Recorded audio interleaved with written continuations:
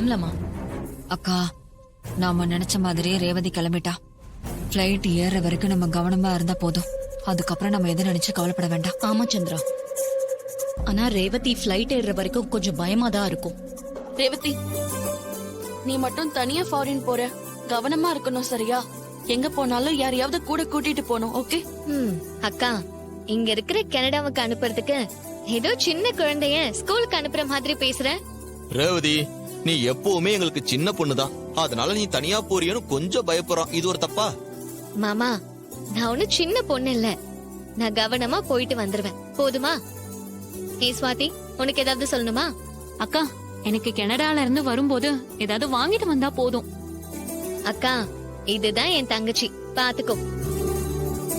சரி ரேவதி, நீ அங்க போய் அந்த ஊர் எப்படி இருக்கு, அங்க சுத்தி பார்க்க என்னென்ன இடம்லாம் இருக்குன்னு நீ சொன்னு வச்சுக்கோ. நாம எல்லாருமே பிளான் பண்ணி கனடாக்கு சொயின்னு போயிட்டு வந்துருவோம். உள்ளூர்லயே இருந்து வெறுப்பா இருக்கு. மாமா, அதுக்கு பாஸ்போர்ட் இருக்கணும்ல. நம்ம யார்கிட்டயும் பாஸ்போர்ட் இல்லையே. பாஸ்போர்ட் எடுக்கிறதுன்னு அவ்வளவு கஷ்டமா? அதெல்லாம் எடுத்துடலாம்.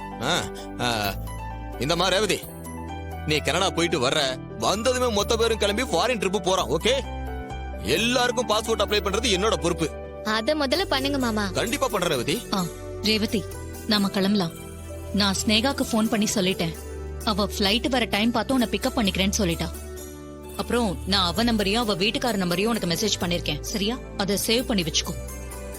கவனமா போயிட்டு அம்மா கிட்ட திரும்ப வந்துடணும். சரியா? சரிம்மா. அடேங்கப்பா, இவ என்ன எனக்கு மேல நடிக்கிறா? அக்கா, நல்ல நேரம் முடியறதுக்குள்ள வீட்ல இருந்து கிளம்பிடலாம். ரேவதி, கிளம்பலாமா?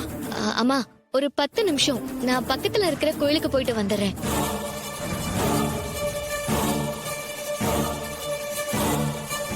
என்ன ரேவதி, இப்ப போய் கோவிலுக்கா? பிளைட்டுக்கு டைம் ஆயிட்டு இருக்கு. ஏர்போர்ட்டுக்கு ஆன் டைம்ல போகணும், தெரியும்ல?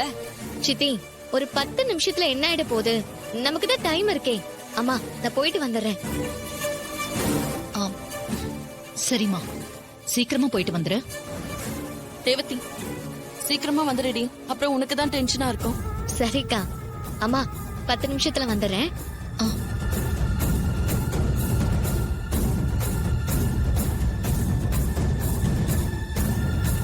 அப்படி என்ன சந்திரா யோசிக்கிற? அக்கா, அவ யார பாக்க இவ்வளவு வேகமா போறான்னு தெரியுதுல்ல? கார்த்திய பாக்கதான் போறான்னு அவ முகத்தை பார்த்தாலே தெரியுது. என்னக்கா நீ தெரிஞ்ச எதுக்குக்கா அவளை அனுப்புன? என்னங்க மாமா?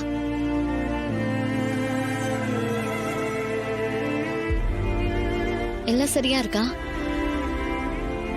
இந்த டிக்கெட்ஸ் எனக்கு ஃபார்வர்ட் பண்ணு.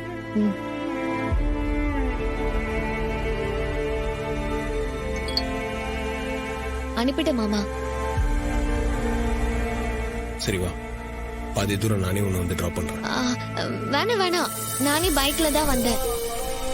சரி, ஃபிளைட்டுக்கு இன்னும் நிறைய டைம் இருக்கு. நிதானமா போ. வண்டியை வேகமெல்லாம் ஓட்டிட்டு போகாத. நீ அங்க போய் ரீச் ஆனதும் எனக்கு ஃபோன் பண்ணு.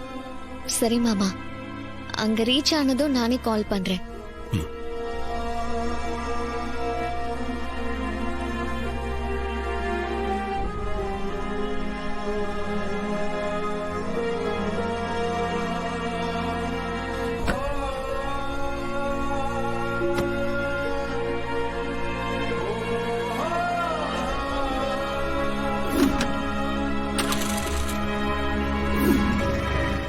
எதுக்காக ஃபேக்கா ஒரு பிஎன்ஆர் நம்பர் போட்டு டிக்கெட் புக் பண்ணி கொடுத்துருக்கீங்க? சார், அது வந்து சார், சிஸ்டம்ல ஏதோ சின்ன மிஸ்டேக்கா இருக்கும்னு நினைக்கிறேன். சின்ன மிஸ்டேக்கா? நீங்க என்ன பக்கத்துல இருக்க ஊருக்கு போறதுக்கா டிக்கெட் போட்டு கொடுத்துருக்கீங்க? நீங்க பேசுறதெல்லாம் நம்புற மாதிரியே இல்ல. சார், நான் நடந்த விஷயத்த சொல்லிட்டேன். நீங்க நம்பலன்னா அதுக்கு நான் என்ன சார் பண்ண முடியும்? அப்படியா? அப்ப நான் போலீஸை கூப்பிடுறேன். அவங்க வந்து கேட்பாங்க. அவங்க கிட்ட எல்லா விஷயத்தையும் சொல்லுங்க. சார் சார் சார் சார், அதெல்லாம் எதுவும் வேணாம் சார். அப்ப இதை யார் பண்ண சொன்னாங்கன்னு சொல்லுங்க. நான் உண்மையை சொல்லிடுறேன் சார். நேற்று சந்திரகலான்னு ஒரு அம்மா இங்க வந்தாங்க சார். அவங்க தான் இங்க வந்து Madurai to Canada confirm ticket வேணும்னு கேட்டாங்க சார். போற டிக்கெட் ஓகேங்க, ரிட்டர்ன் டிக்கெட் என்ன? நிஜமாவே அவங்க தான் சார் சொன்னாங்க. வர்றதுக்கு ரிட்டர்ன் டிக்கெட் இருக்கிற மாதிரி சும்மா ஒரு டூப்ளிகேட் டிக்கெட் மட்டும் ரெடி பண்ணி கொடுங்கன்னு சொன்னாங்க சார். நான் எதுக்குன்னு கேட்டதுக்கு எக்ஸ்ட்ரா பணம் தரேன்னு சொன்னாங்க சார். உனக்கு எந்த பிரச்சனையும் வராதுன்னு சொன்னாங்க சார். அதனால தான் ரெடி பண்ணி கொடுத்தேன். ஏங்க டிராவல் ஏஜென்சி தானங்க வச்சிருக்கீங்க, எதுக்கு இந்த ஃபோர்ஜரி வேலைலாம் பண்றீங்க? கஸ்டமர் கேட்டதை பண்ணி கொடுத்தேன் சார். ஆனா அவங்க எதுக்கு கேட்டாங்கன்னு எனக்கு எப்படி சார் தெரியும்? கஸ்டமர் கேட்டாங்கன்னா பண்ணி கொடுத்துருவீங்களா? ஏன் இதுக்கெல்லாம் கேட்க மாட்டீங்க? இனிமே இப்படி பண்ண மாட்டேன் சார்.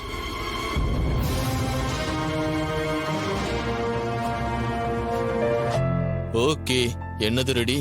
ரோகிணி இதோ ரெடி. என்னங்க?